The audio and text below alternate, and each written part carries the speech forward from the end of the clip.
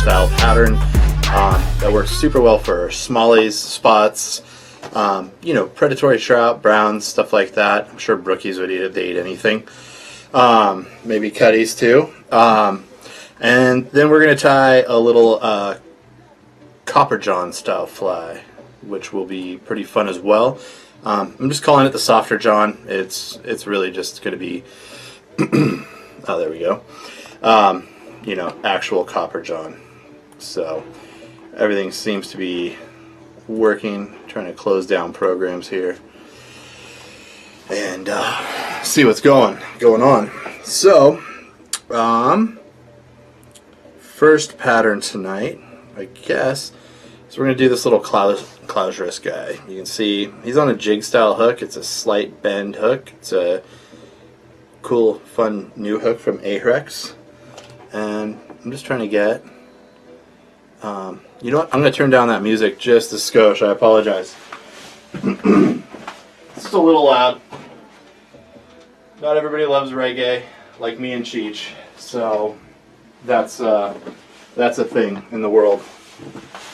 But let's see, comments are not popping up, so I'll have to do a refresh. We'll see how it goes.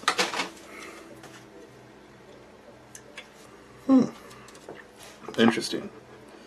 Chat. Okay. Alrighty. Well, we'll jump up close and I'll explain this little first fly to you, and I'll show you the second one. We'll see it up close and personal, but this little soft hackly beast is going to be our Softer John. So here we go, and we'll enhance. Guy's going to be pretty big, so I think my logo on my shirt stays out of the way here.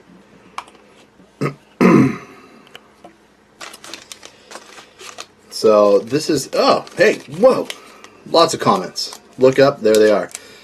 Rob, Bob, John, and Edward, hello and welcome. Glad you guys could make it. If you're on the West Coast, it's still light out where I live. Should be fishing.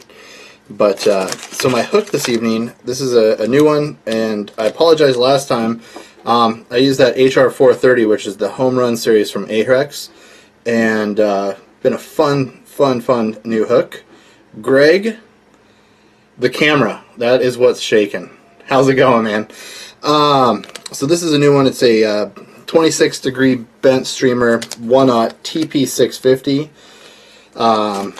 I think it's a trout predator style hook, so it's a little bit more modestly gapped. You know, just so you're not going to dome fish's brain, which is kind of typically in bad form. So, oh wow, that's pretty centered. Yeah, that'll hunt. Hey Scott, welcome and hello. Glad you can make it. So we're going to go in the bead box here. And I'm going to get out just these little baby tungsten eyes. I kind of organize like Cheech does now. I liked what he was talking about before I used the key rings for my, so I found for all my eyes, but I found this snazzy box, as you can see, and it just has a bunch of slots in it. I think they're made predominantly everywhere. It's one of those add your logo type boxes. So I'm using Vivus 50D as usual, and I'm just going to go ahead and Guy, hello. John, I am pretty deep in soft tackles, man. I am only fishing soft tackles for the next 6 months. So that is my game plan. What does my shirt say? It says Scott, as in the fly rod company.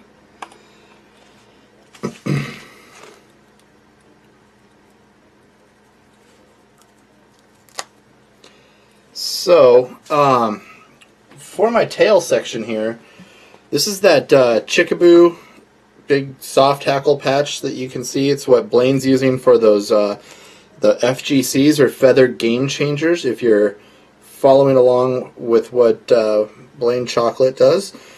And I'm just going to take kind of this marabou-y section here. You can see it almost turns into... Oh, I just blew that one, but I'll grab another one.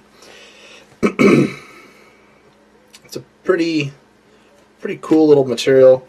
So you can see it starts to turn into like a regular feather, but it has a lot of marabou-esque characteristics. So what I'm going to do is I'm going to take this and I just center punch that to kind of create our tail. And I'm going to go ahead and work off all the fluff. And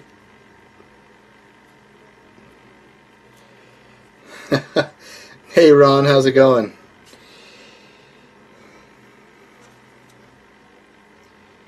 If you guys ever have questions about what type of a shirt I'm wearing, it'd be a good time to place your bets on something to do with fly fishing.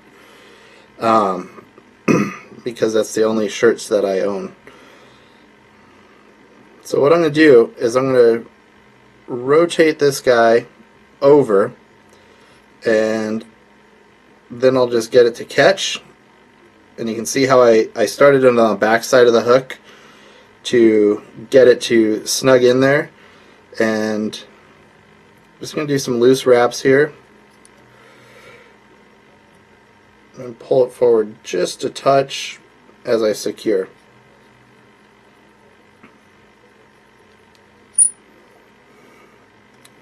And that kind of turns into, it kind of gets hidden down in here, but you can see on this guy, there's just this little soft, fluffy tail. It's a little more marabou-y than this one, but that's okay.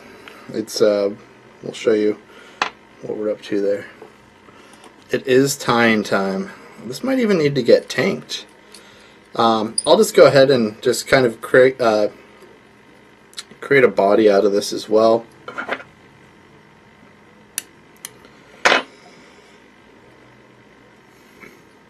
But you can see as I just like move, that little chunk of marabou sits back there and moves quite a bit. I like that shirt. Thanks, Greg. Yeah, I went pretty overboard. I mean, everything. I have like 10 of these guys going now. So every bead's in there, and I cut the my best thing that I think I did is, I'll show you really quick, is I cut out what the bead is, and I put the little information packet in there. So every bead has, you know, I have a 7/64 box at, you know, 3/32, whatever numerical value your bead has, millimeters or you know, fractional. I just kind of put it in there, and at the end, when it's empty, I know what I need to get more of, which is typically various tungsten beads at this point in time with some jigs. Okay, so I'm going to start this right back up here. I want to have a somewhat smooth body. Hey Evers, what's up, dude? Is it 70? Are you wearing shorts? It was snowing here like a week ago, and then well, in the mountains, and now it's 95, and I'm swimming in my pool. So I'm going to take, this is Crystal Flash, just standard white, and I'm going to go ahead and pull out like about 10 strands, and I'm just going to use this to create my body. Nothing crazy here. And about a 1/4 inch from the bend of the hook, go ahead and take this, and where you really want this to sit up top, and I'm just going to go ahead and put it back. So this is going to create, you know, this little zone. I'm going to take some of our flow, and just to stabilize this body for toothed type critters, I'm going to go ahead and impregnate all of that crystal flash with flow. And a lot of guys go, oh man, the flow didn't penetrate, or you know, if your UV isn't penetrating, just give it time. The flow is going to really seep into all the cracks, and it kind of gets back to that building a fly from fiberglass is the way I kind of consider it. And this is just flow. It's not fluorescing, although fluorescing would be pretty cool. So I'm just going to take these guys, and you can see as I move up, I'm not clipping the blades, but allowing it to slide. The serrations do catch a little bit on the turns of the crystal flash, so that's a bit of something to watch out for with this. So this is just going to add some inner body sparkle to this pattern and kind of make it have a little bit more appeal. So we have a pretty bomb-proof body that'll get mostly covered by other materials, but that's okay. So I have this dubbing in here eating cookies. I like it. Hey Nate, how's it going, bud? So this is a white ice dub, and I didn't want to try to explain this via the standard recipe. If you have a standard white ice dub, that's totally going to work fine. I add a smidge of lavender, and if you've ever seen a trout on its belly, it's not a pure white. Like a, you know, two colors that I have pretty strong opinions about are you know, pure white and pure black, because those are really intense colors in nature. I'm not sure if this will show up on camera, but it does have a little bit of a purple hue. And you know, I took like a solid pinch or dubbing ball of that ice dub or Senyo's laser dub in white, and then I just added the lavender, which, you know, on camera it's going to look pretty white already, but it's definitely purple. So now that we have this moppy section out of there, probably the two most fun things that I use is this carding machine. When I don't shred my hands on it, it's even better. If you guys remember that episode where I had to Zap-A-Gap myself back together in mid-tying.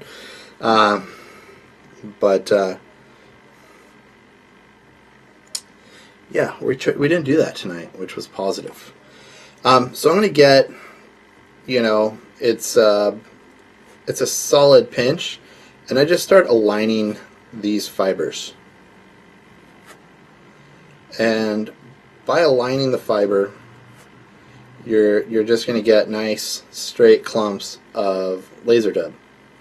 It's pretty mellow, pretty simple, and there's not a ton of purple behind this. You just pick up like an ever so slightly hint of purple. The rest of it you can just, you know, put away for if you're production tying.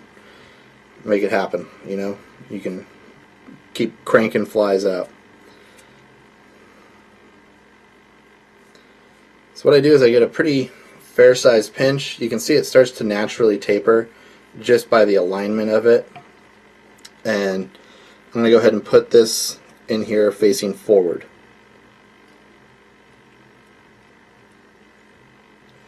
And I kind of use the fluff from that that dubbing bump to be able to do some connecting turns. And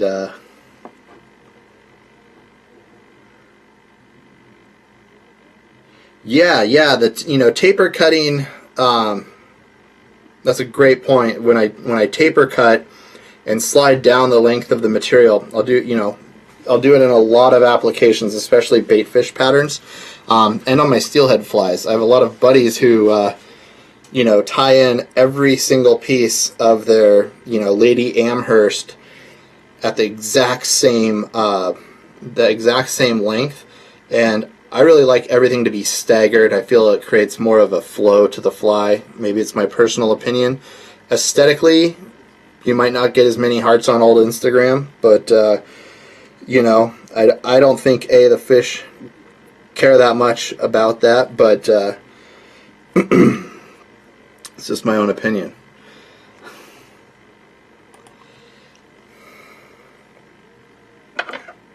So I'll kind of come in here and just work through this too, because this is almost like a base. It's going to be, and I don't want it to extend too far into this little tail section. The marabou is going to do that and kind of mold together with that, and that will be most of our underbody.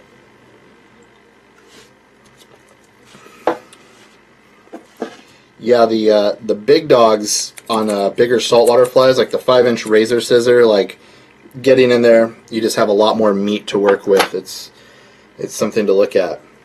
So these are just it's just a white marabou plume, and it's hard to blend. Hence why I blended in here. This marabou becomes very translucent in the water, and as you can see, just by me tapping it, there's so much pulsation and movement. Marabou is and this is just a extra select. They're about 6 or 7 inches in length. We'll use a few turns out of this guy. And again, I want to use, you can see here, you'll start to have this length difference, and I want to use that kind of to create layers on top of itself.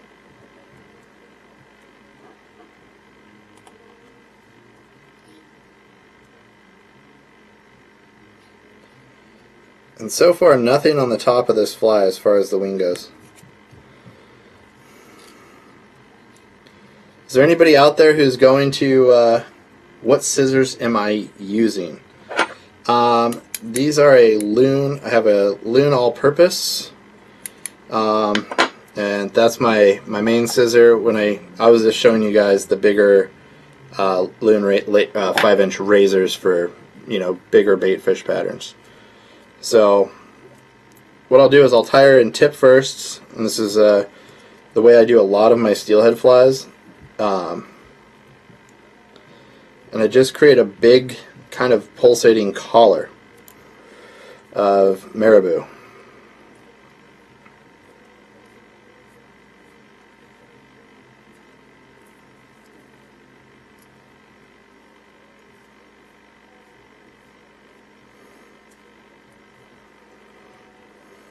And once you get a few wraps in there, I'll go ahead and come up over the top, and we can dispatch the rest of the plume. You see there's, once the stem starts to get thicker, you see at the top it's still not too bad. It just becomes really arduous and builds too much bulk in your fly, so it's much harder to manage.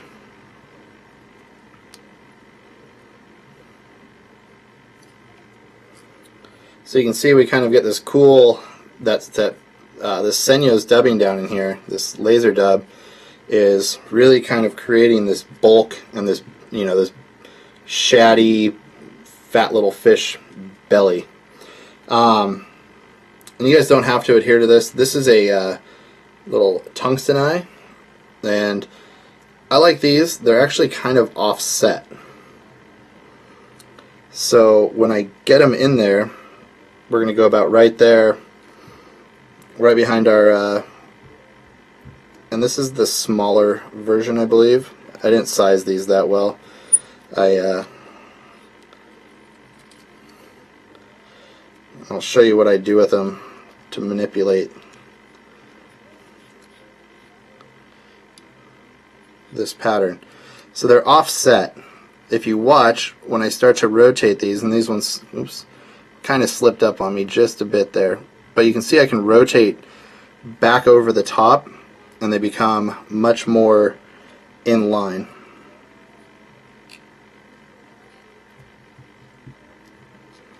I think I asked this, but is anybody going to the Bass and Fly event tomorrow at Sugar Barge Resort?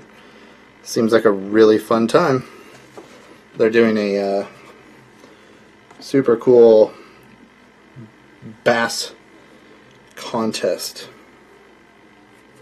If I want to add a little bit of filler in here, I can just add a little bit more Senyo.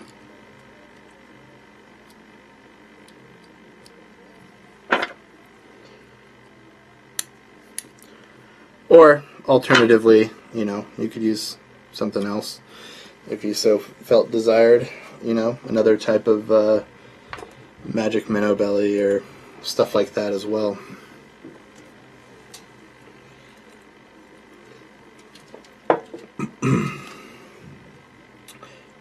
Another great substitute instead of the Senyo laser dub, if you're into naturals or just happen to have Arctic foxtails, pretty good one.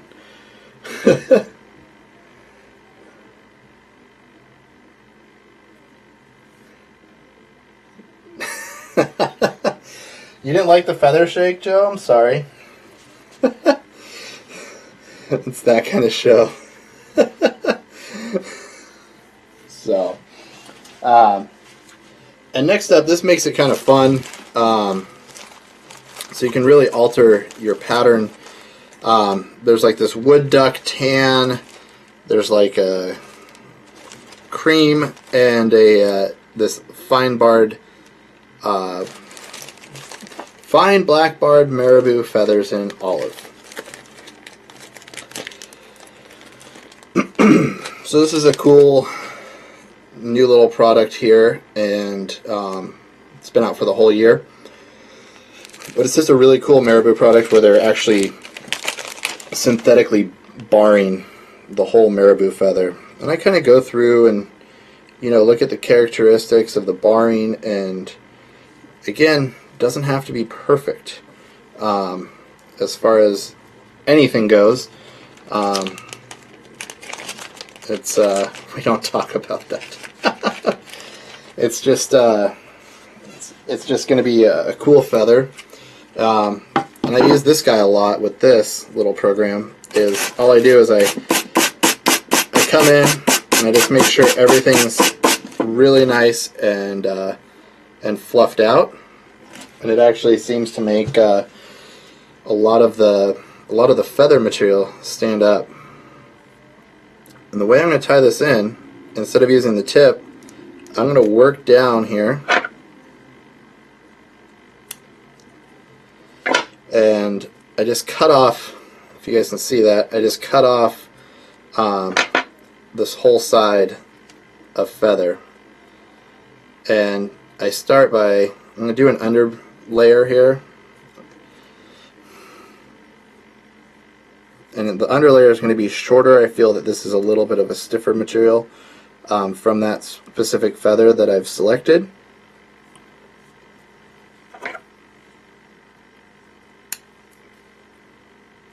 And realistically, at the end of the day, I haven't tied, you know, we're not tying anything other than realistically a clouser here. And you can see these guys are a little bit more webby and long. So I actually selected that for that length. And I'm going to leave these guys just however they kind of come off. You can see they're not all perfect, but you're still going to have a lot of movement and feather shakes just for Joe. Let's see, kind of like that barring section there. I want that up there.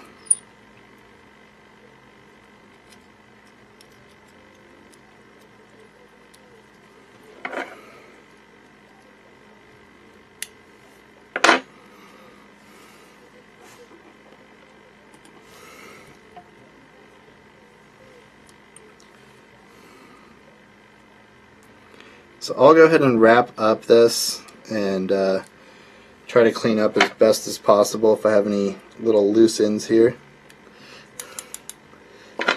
All that penicillin.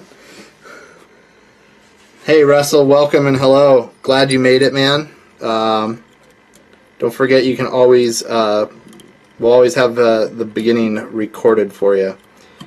So I'm just going to go ahead and whip finish pretty thoroughly down this. That little offender, will trim him out.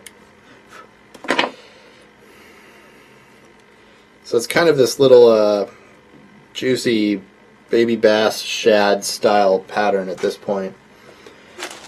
And now I need to remember where I lost my eyes at.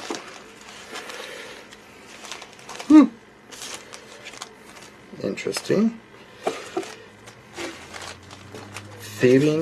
thieving children. I think I just knocked them off the back of the table there, throwing materials around like a hot shot. Oh. Okay, interesting. Those guys are a little small. It's big. Somehow I always manage to knock like the small bag of eyeballs off of every table. I shouldn't be allowed to have them, apparently. Okay. Well, this eyeball is just a gold one. It's not the one I was super fired up to use, but it's pretty similar to the one I used, but it's on the bigger side. So it's funny, I have a 6 and an 8, and my 7s are not, have gone AWOL.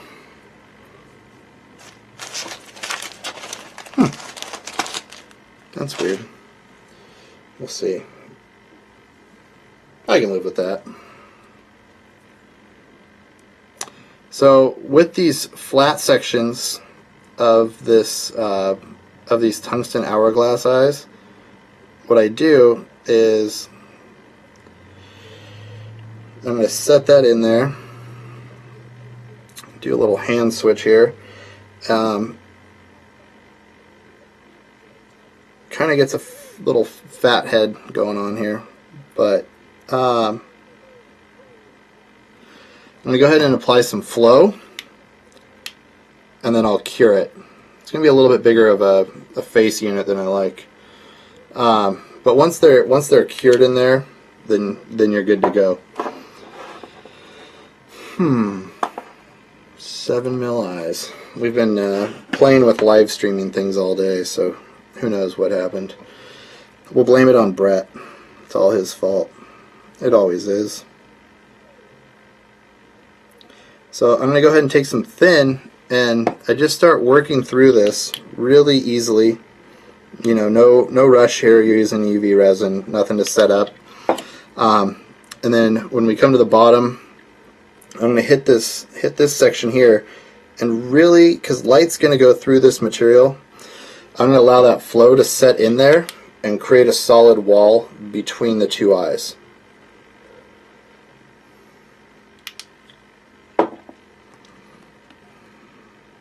And you can throw weed guards on this, and I'll come back and backfill. We sound like construction workers at this point, but doing like some yard grades. But I'm going to go ahead and backfill, and I drop it upside down to cure, just so it sits more level in the pocket. And next up, I'll just kind of come in and work on filling around any little voids and stuff that I might have missed, kind of connecting all the dots, and just go from there. Now we do a rotate and cure little procedure here, and then pulsating marabou, it works. Yes, it does. But you know, normally marabou is going to kind of collapse, but with that predator wrap in there, it's definitely gonna breathe a little bit more and have kind of a cool little bass shaddy styled look to it. And you can see side profile looks much different than the front profile. But I don't know too many fish that are coming, you know, and attacking, you know, head on. They're typically going to come out and side swipe. Good eye area for them to key in on and attack. And we'll swim this in the tank here in a bit. I think it'd be a good tank bug.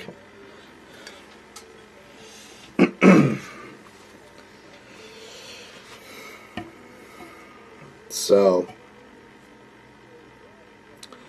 and this guy's just a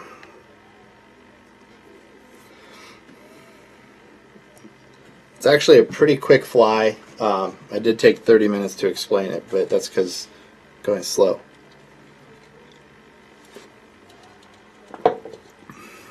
So, no, we might have to go in closer on this. we're going to have to do more enhancing. There we go. So this is like a wee little 14 Softer John. Remember I cursed myself and said no, I didn't curse myself, but I've pigeonholed myself into only fishing soft hackles. And my criteria were, you know, everything has to only have soft hackle. So I've been pretty much just playing with how to create every single pattern that I like to fish, but make it a legitimate, you know, soft hackled pattern. And so far, it's been working pretty darn well. So realistically with this, you can use your hook of choice. There's, if you want it to be a little bit longer, you could use like a Daiichi 1760 or 1510 if you like the short style. Anything in between as well. 1510 has like a crazy gap. Pretty sure it's a 1510. But we'll keep it pretty trouty tonight here.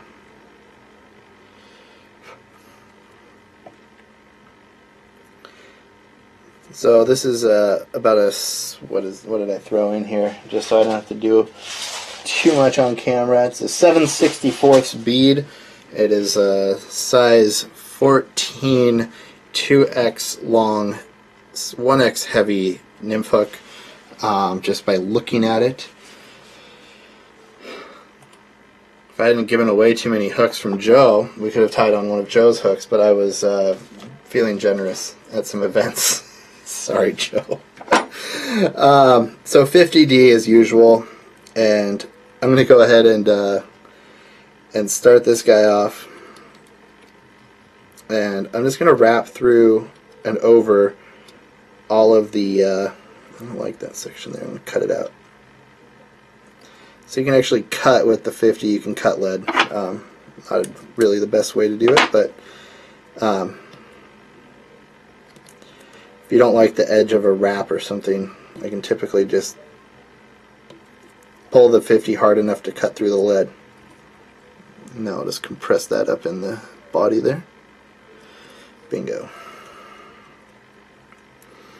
So I'm going to start by building a little bit of a taper in here. Nothing too drastic.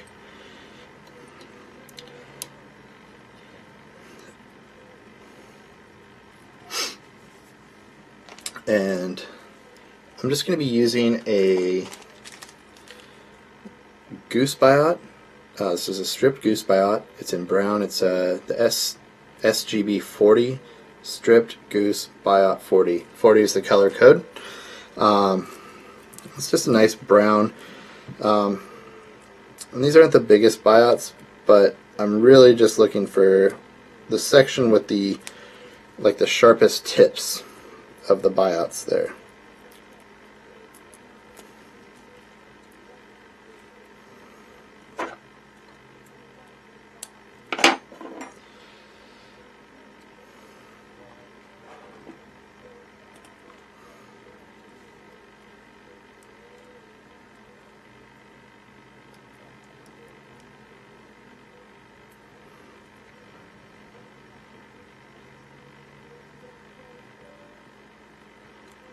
So I'm going to take both the biots, I'm going to set them in there on opposing sides. Technically, if you're looking at the front, 3 and 9.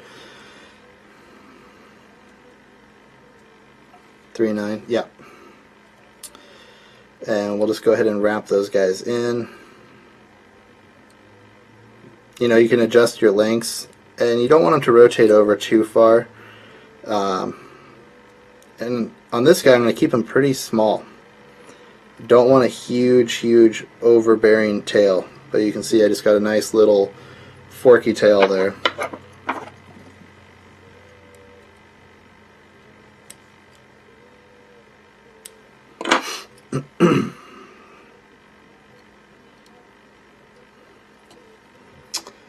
And I'm going to go ahead and use, like I think on the other guy, I used the small uni in a rust color. It's a cool color.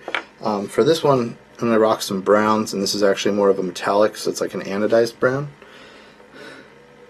I know something crazy about capes. What, that all of your hooks have really good wide gapes? which I appreciate.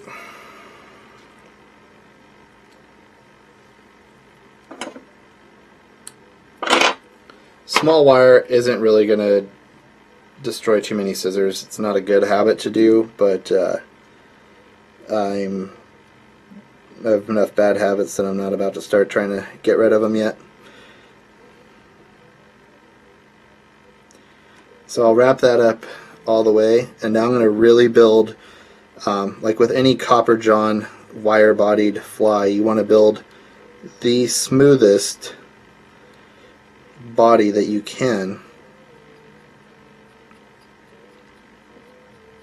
Otherwise they tend to look kind of wonky. If your lead is just a little bit out, you know, it's pretty malleable, so you should be able to work through that.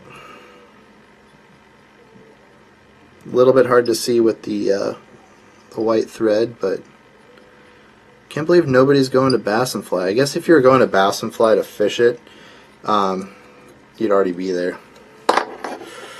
Okay, so now we're going to take our wire and just kind of keep doing, you know, a connecting turn all the way forward. What happened to Aaron? Ebbers, did you sink Aaron in the river? Did he steal your fly box again?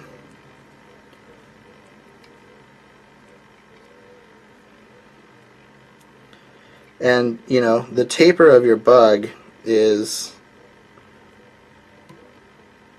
really up to you. You can go much flatter or broader if you want.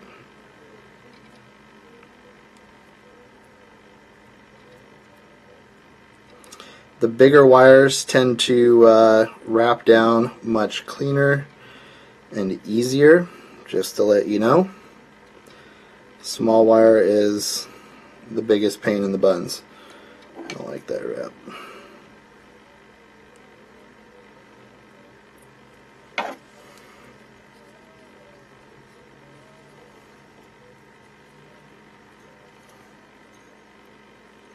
So if you went with like a BR on this, like a brassy, I call it brassy size, but it's just BR. Like typically it'll be a little bit easier to work with. Top secret trick, if you're really weird, you could take a Sharpie, obviously this one's black, and you can touch it, or just tie with the same color thread underneath. I'm not that slick.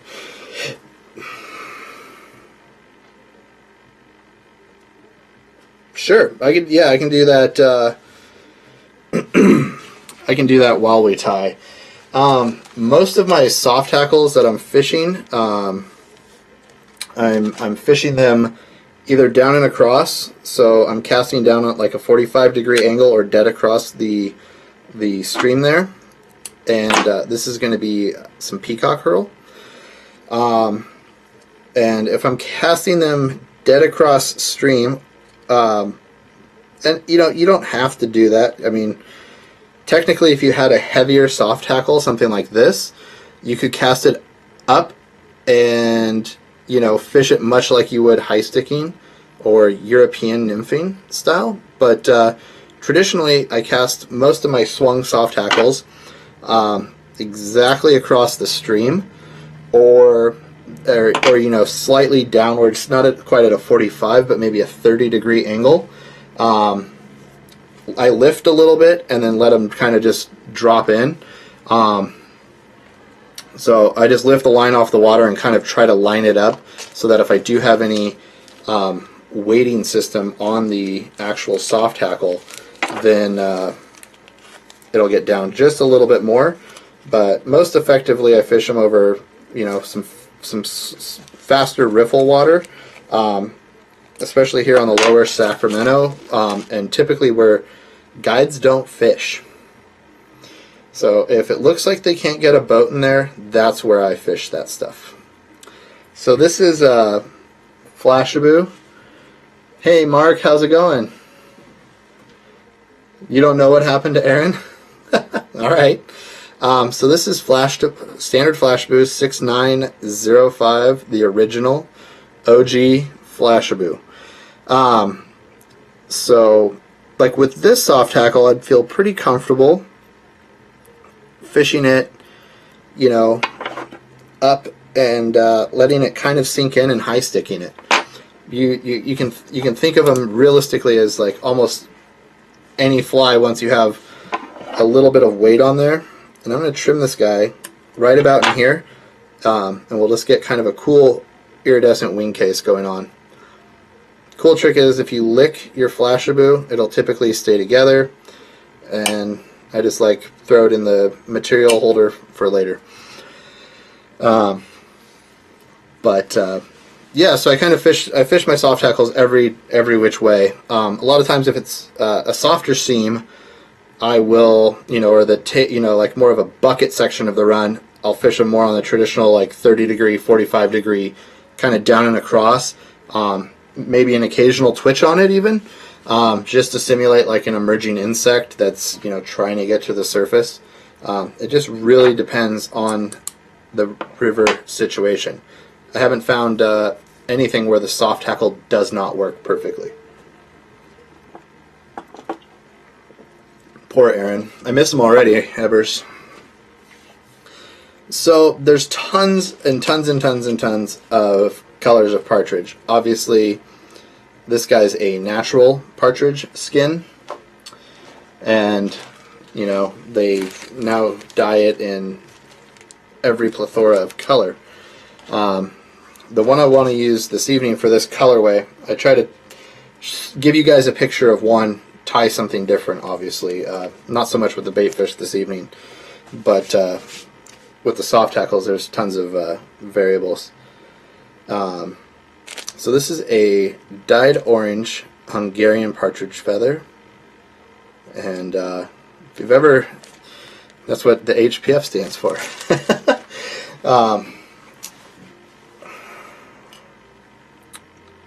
I've kind of pre-selected a nice little mottled guy out of there. If you can find a whole skin of stuff, that's killer. Darn. There we go. That's a good one.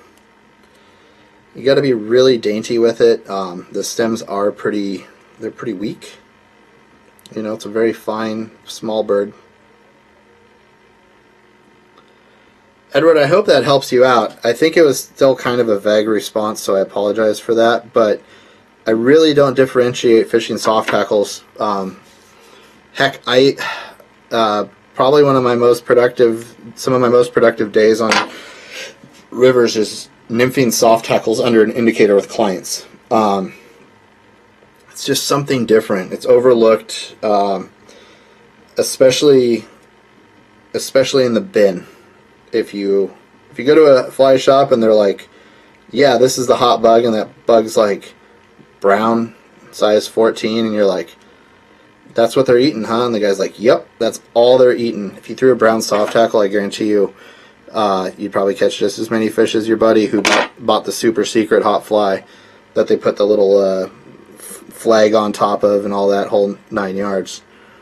And I don't really mind my soft hackles being big, like as far as the hackle portion. I could spend a lot more time and kind of search it out and look for maybe a little bit smaller one. And a guy asked me via email, Daniel, about kicking flies up. So if you saw right now in Northern California, everything's really murky, all the water's high. So I take just a little bit more, of ice dub, and you can just do a tiny little ice dub collar on there. And so this is just an addition. Daniel, this isn't the fly I'm tying for this situation you've asked, but it was just a really good plan for, water conditions. So it kind of stuck in my head.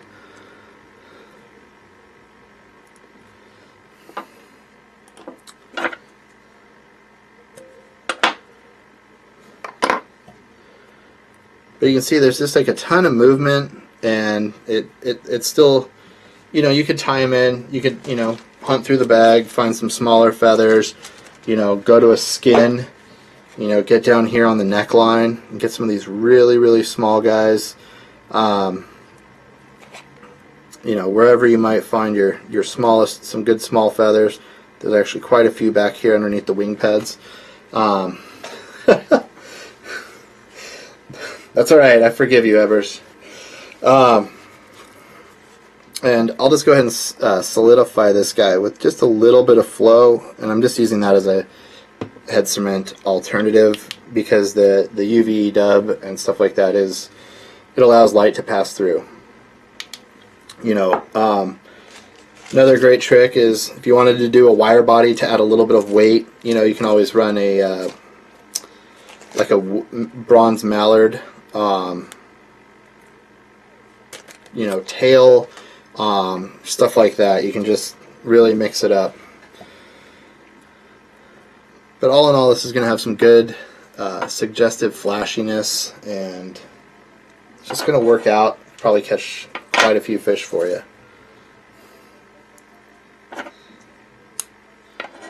We're going to Frank the Tank this bait fish pattern here.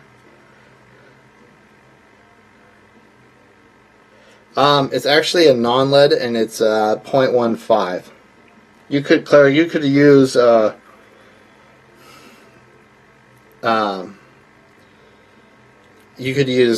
both options if you wanted to, but that's just a really old spool of non-lead wire, which I swear I don't know where it comes from, but someday I'll find like a mega spool of it.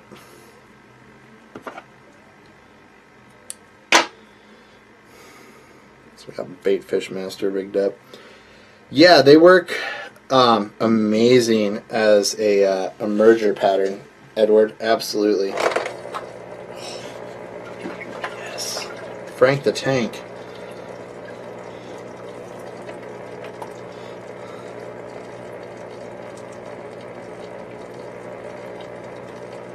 Alright. Can't let Frank go there. Let's see. Alright. I'm going to try to do this without turning off the camera, which is sometimes harder for me than I like to admit. There's Frank the Tank.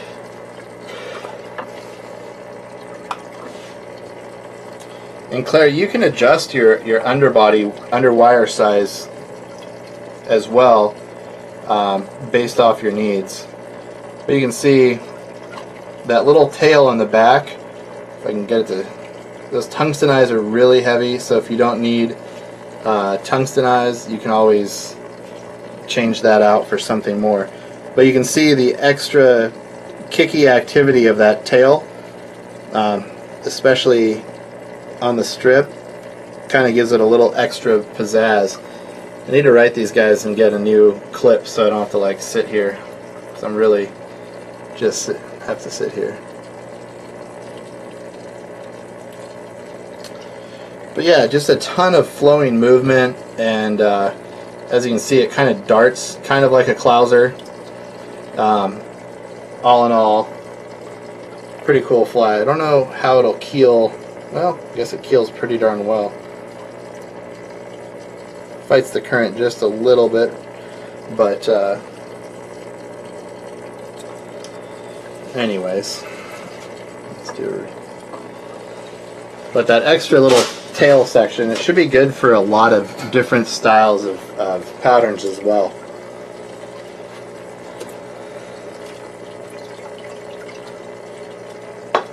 Oh, man, I wish it was winter and it was cold in here. Whoa, super scruffy guy. I didn't even shave for jury duty. I've been stuck in jury duty for the Tank the Soft Hackle. Oh. Well, Ebers, that's like a whole new program. Mind is blown, dude. Oh, it's still in the vise. Perfect. I'm like scouring the table for the soft hackle.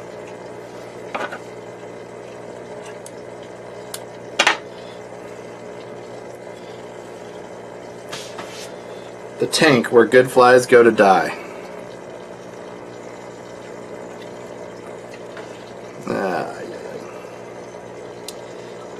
Thanks, John. I appreciate it.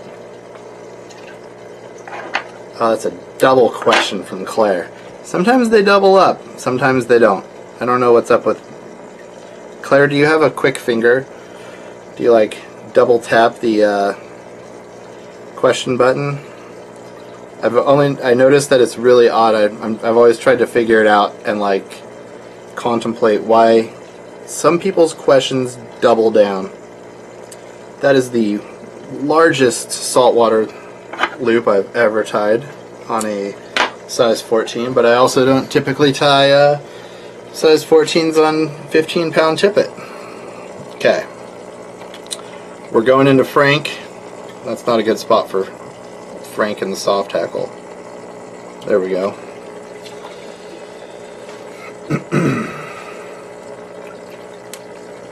Whoa. But you can see even with man, let's see. I'm gonna go in the main section with him. I don't know if you guys can see much of that little guy. I can see the yeah, I mean, he's in there doing his thing. I don't think it's the best display there.